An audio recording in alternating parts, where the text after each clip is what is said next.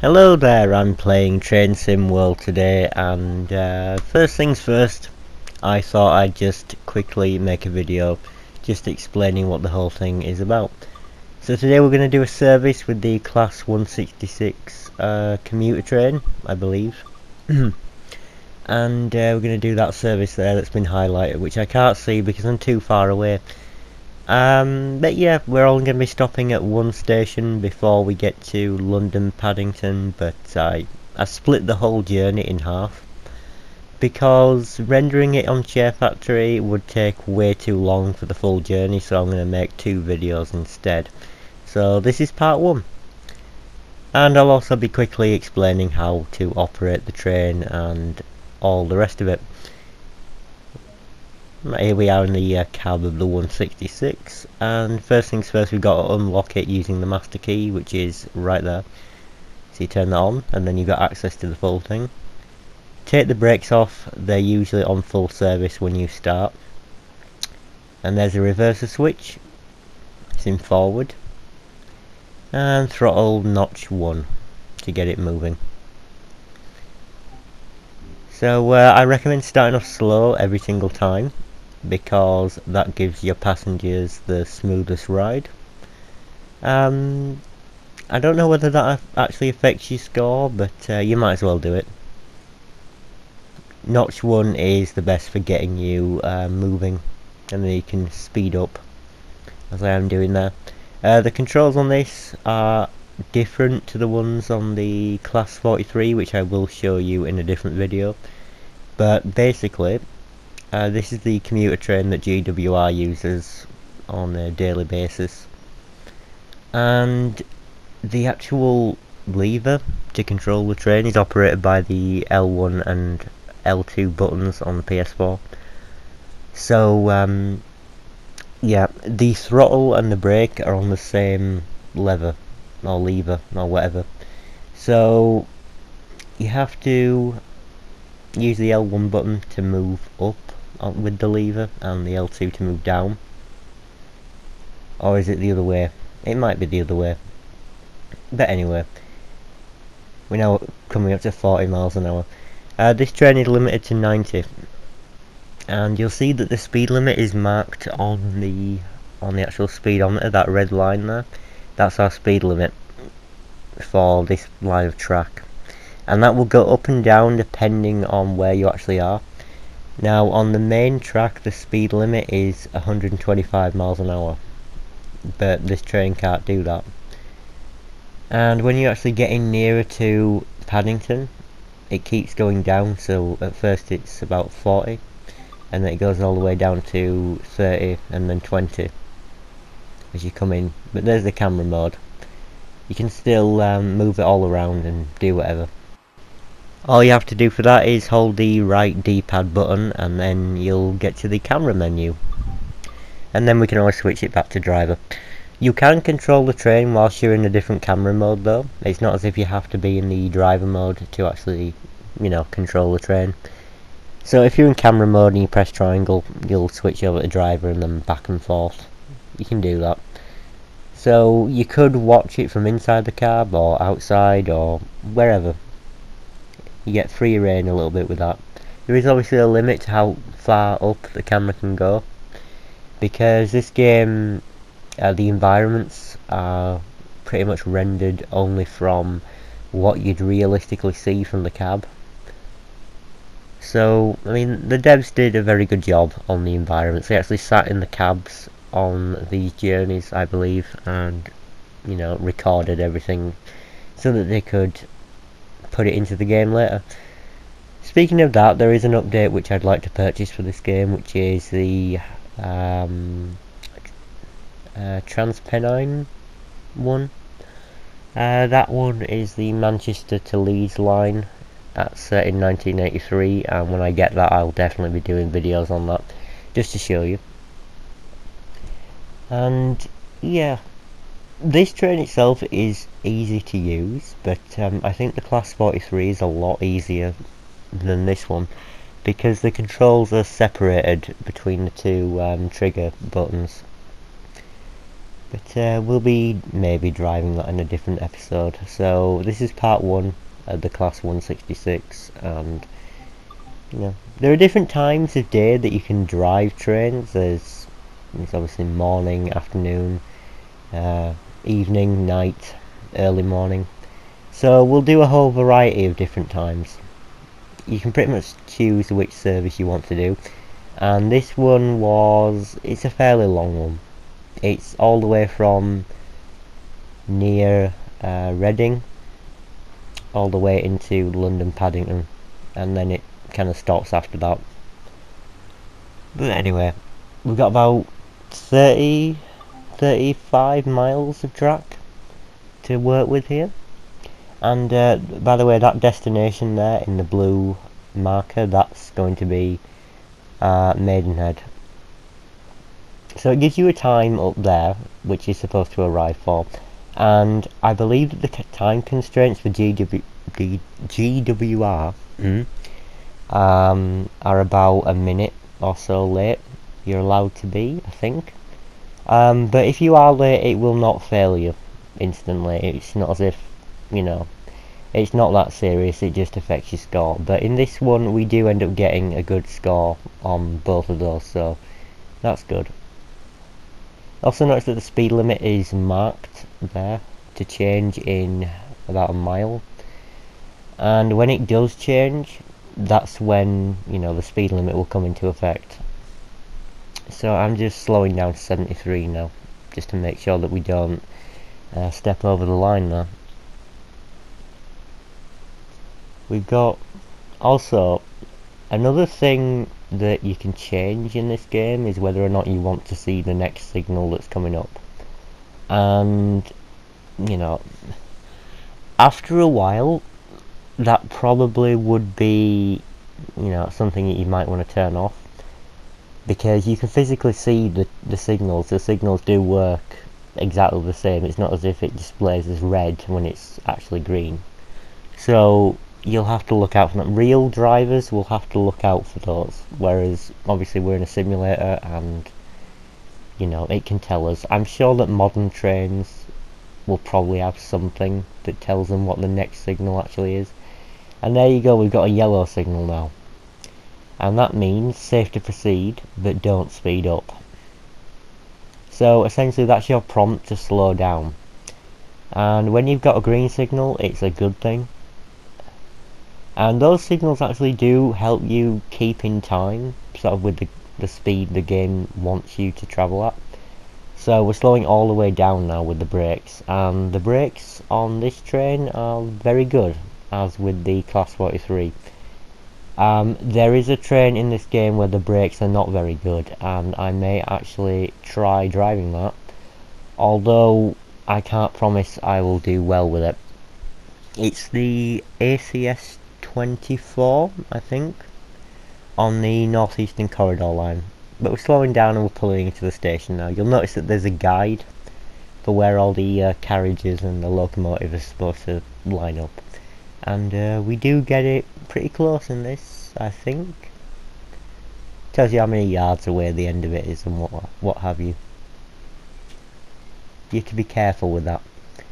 And now that we stopped at the station, we've got to do the old-fashioned thing of opening the doors. And there's a menu for that.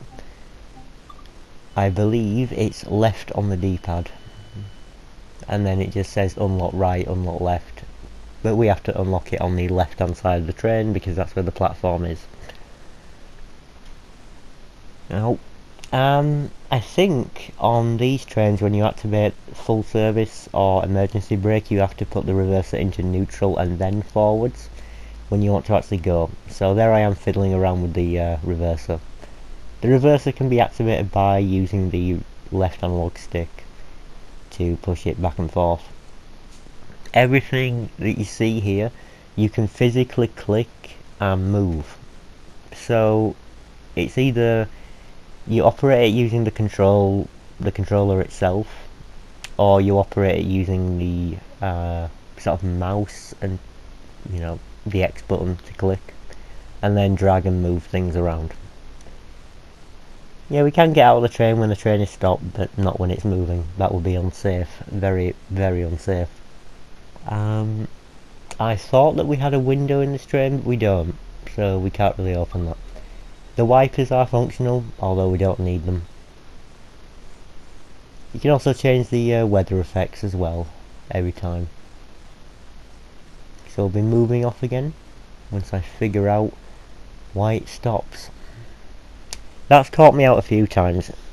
The reason why I switch it into neutral and then forwards when I want to move off every single time I stop at a station is because it's caught me out before, and I forgot to put it in neutral, and I tried to move off again, it wouldn't move, and I put it into max throttle and everything and it wouldn't move. Until then, I then figured out, after being stationary for about 2 minutes, I then figured out, oh, it's the reverser that's fault there. That big yellow button on the dashboard there, I guess, is the AWS reset button. And I don't have AWS turned on, so there is no beeping sound when you approach a signal that isn't green. But you know, if I had AWS turned on, which I may turn on in a future episode, you'll be able to see how it works. That thing there, the yellow dial next to the big, you know, the red button that's currently on, the red light there. That's the AWS quote-unquote sunflower, I believe it's called among drivers. It'll turn completely black when it wants you to look for a signal, when AWS is turned on, of course. And on all modern trains, that's going to be turned on all the time. So you have to press the button to acknowledge that you've checked for the signal. There's also DSD. There's a footplate in the bottom of the train which also resets every time you press that button. You can just press it by using the circle button though, on the PS4. You'll also occasionally in this episode see trains alongside us. There's one. There you go. And they are doing services that the game has programmed in. So the game has AI drivers which drive the trains that you're not driving. So they're doing their own services and I'm doing mine. So it's a big interactive world, and I've never had the chance to move from one service to another because I don't think the game tells you exactly which train is the one that they want you to take. In general, if you get out of this train and get into another one that stops somewhere, you will take over that service instead. So it gives you a lot of free reign. Also lets you ride in the actual trains themselves with the driver driving for you. I don't know why you'd want to do that. And there's the horn. There you go. It's quite a loud one. And yeah, the horn I don't think has any use. I've never had to actually use the horn. I mostly do it for fun. But real trains do it for reasons. Perhaps to warn people, you know. Usually at crossings, I think, to warn people that there's a train coming. Which is obviously very good, you know. You want to get out of the way of one of these. Despite, you know, we will be driving the Class 43 in a future episode. And there's also another one for GWR, which is the Class 66, which is basically a shunting train, a freight mover. I've driven it before a long while ago and it was not a lot of fun. I think it's limited to about 30 miles an hour. And I had to travel all the way along the line to go and pick up a train that had broken down and then get it back. And on the way back I passed the signal at red. Because that wasn't my fault. I knew the signal was going to be red because it told me up there. However, that train has a very strange braking system that I can't get my head around. I'm not sure exactly how it's supposed to work. I may try and play around with that in one episode though. So it'll be fun to learn how. It's called a PBL braking system that the Class 66 has. Although this one just has an independent brake. Speaking of brakes, the one in New York, the Northeastern Corridor, the Amtrak train, it has awful independent brakes, awful ones. They hardly do anything. The best brake to use on that would be the automatic one, which is the big red handle. So I'm glad I worked out not to use the independent brake for actual station stopping on that one. We don't have a window in here. There's a lot of interactive elements. There's a lot of buttons on this train which I don't really want to press, because I imagine that some of them would greatly affect things. There's a lot of these with interesting names. I have no idea what most of them do, but I don't want to press them and then find out. I don't think that doesn't do anything. Most of these will probably be situation based, what you need to do. Anyway, we're on the part of the track where it's 125 maximum speed limit. The Class 43 can do more than that. Although in actual service, you're not allowed to go over 125. The Class 43 is the high speed train that the UK has, or used to have anyway. I think it's still used up in the north, but down south where this game is set, I'm not so sure.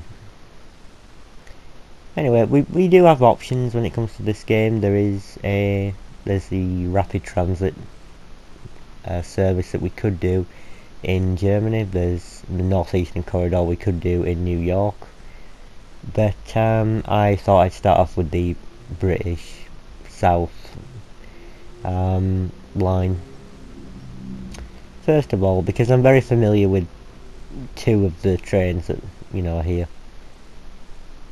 I prefer driving the Class 43 though. It's a lot simpler, I think. Granted, it does have its own problems and whatnot, like everything does. I think we're coming up to near enough the halfway mark of the journey, so I'm going to cut off the video here and pick it up in part 2. So, I hope you enjoy watching this. I know it's pretty boring to look at just the track, but, I'll be doing stuff as well, so I'll see you next time then.